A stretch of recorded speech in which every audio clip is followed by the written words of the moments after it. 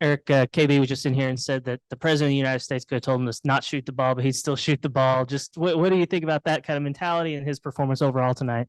I mean, that's about as great an offensive performance as a player could have, because when you look at the efficiency of only 15 field goals and to get 42 points, I mean, that's insane. And he's done a great job all year of drawing free throws, 14 of 14 from the foul line, the 6 defensive rebounds. That's probably as good a night as he's had from a defensive rebounding standpoint. And then, the theme coming into the game was we had to get a shot on goal. We couldn't have live ball turnovers.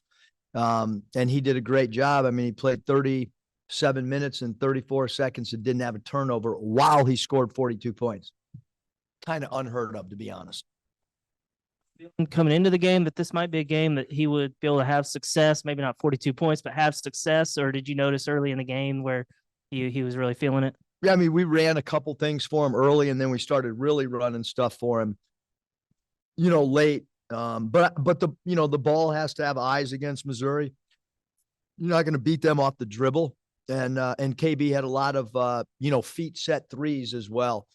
And then once he got, cooking, it was just a matter of trying to space the floor and kind of let him go to work, much like we have done with Mason and some other guys. Well, they had a 10-0 run pretty early in the second half. What was your response from that point? What changed? I don't know if I called the timeout. At that point, it was, wake up. And I think we subbed as well. And maybe went a little smaller. Kai came in, and he's played so well for us. And at some point, I don't have the timeline in front of me, but we got Davenport in there as well, and tried to have JD be a little bit of a floor stretcher.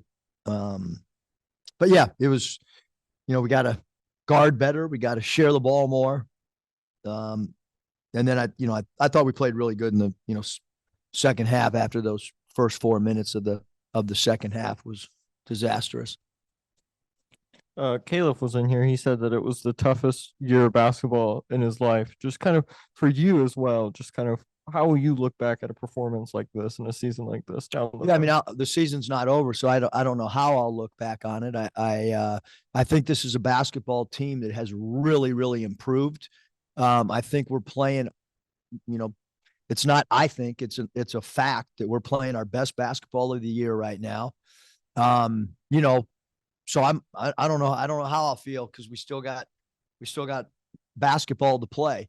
And so we'll see where we end up. You've mentioned in previous games kind of the lack of free throws, not just KB tonight, but 34 as a team. Just kind of what was the adjustment made so that everyone could get to the line? Yeah, I don't know if Mike Kaywood has it, but I think we've been in the top 10 of the nation free throws attempted all year. And so the nights that we don't get FTAs, we struggle, because that's, we work on it from the moment a player gets on campus about drawing free throws and free throws attempted. If you look at the 4 years at Nevada and you look at the 4.5 or almost 5 years here, we are a high volume free throw attempt team, and we want to put pressure on the defense. We want to put pressure on the rim, and tonight, Battle was doing that, and Mekhi Mitchell's done a great job of drawing fouls. They might not always equate to free throws attempted, but he's been a high draw foul player. And then back to Tom's question, is in that timeout, we did talk about trying to get to the bonus early, because I thought we really settled. So as my mind settled, Tom, that's where I was going.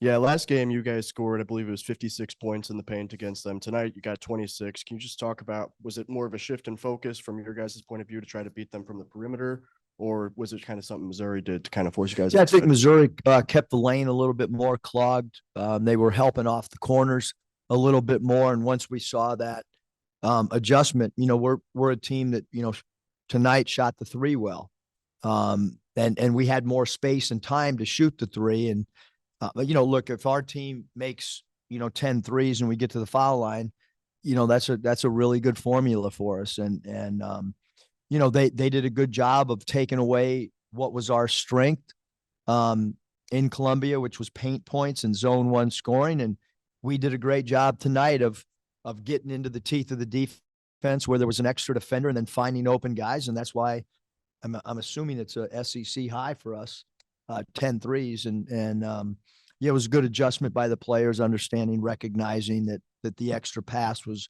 going to equate to feet set threes and not threes off the bounce. Yeah, and then I know he didn't play a ton tonight, but Trevin comes back into the team. Can you just talk about how big of a boost that is, especially in your front court? Yeah, I mean, good to get him back. He's worked extremely hard on his rehab, and but the group that's been playing well for us. I mean, that was the group that we kind of rolled with, and this late in the year to work people back in becomes problematic, quite honest. And Jalen Graham's been out a few games, and he's really helped us this year. We all know how talented Brazil is. He's one of the most talented players in our league. But we got a good flow going right now. How long that lasts, I don't know, but we're 4-3 in our last 7, I think. And, to be quite honest with you, we should be 5-2. The game at Mississippi State, I'm not going to comment on it, but if you watch the film over and over like I have, we should be 5-2, and there's no questions about that. So we're playing really good, and we keep rolling and try to have good practice Monday and get ready for Tuesday's game, and because we are playing better than we have most of the season. The best shooting night for him, but he had 9 boards, 6 assists. Just how would you assess his overall performance? Yeah, I mean, if I'm going to play a point guard at power forward, he's got to rebound. And he did that. The good thing about Devonte is, you kind of tell him a role and lay out expectations, and then he plays as hard as he can and does it. And told him before the game, you got to rebound if you're a power forward. I'm not so sure he thinks he's a power forward, but he is with us right now. To ask about how y'all got another short I turnaround. can't answer any questions with Bob if he's not here. And you can quote me on that. It is a quick turnaround, but you do get it, 2 back-to-back home games this time. Just how nice is it to have them, the short turnaround be both games at home? Yeah, I mean, it's, I wouldn't mind being on the road because my daughter's got dance in Branson. So my wife's going back and forth, and I'm kind of alone at home. So it'll give me a good time to watch Vanderbilt tonight, all night, early game. So we got about 8 hours left before bedtime to digest Vanderbilt. But I do think it's really good. I think that, to be honest with you, I was concerned going into that 2-game road trip with Mississippi State and A&M. One, because they're super physical, both teams are really well coached. We were kind of limping in there with 3 guys not being available. And I thought our team was really, really resilient. Again, we all want to win every game, but the way we played at Mississippi State was, you can't fault the team when they lay it on the line. So staying at home, not having to get on a plane. I think we got some guys that are a little bit sick too. So hopefully, they get a Z-pack and feel better. Missouri, this is a program record number of losses for them, but I guess in a way they fight. And I wonder what it took to get over the hump against those guys. And Sean East, he shouldered a big load today. So maybe 2-part question. Missouri's still fighting, and then Sean East. Yeah, I mean, Missouri is a tough team. They're a veteran team.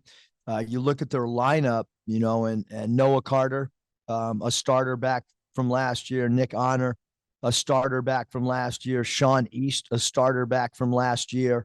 Aiden Shaw was a really good freshman last year who provided energy for him. You add a 5th-year player in Connor Vanover, who's got a lot of experience, and then Bates, number 2, is good a transfer in our league. I mean, he led our league for scoring for much of the season. So a talented team and a team that continues to play well. I thought they played a great game watching the Tennessee game on film. I thought they played a really good game at Ole Miss, led even with about 9.5 minutes to go. So a team that's fighting, playing hard, and they can beat anybody on any given night. There's no question at all.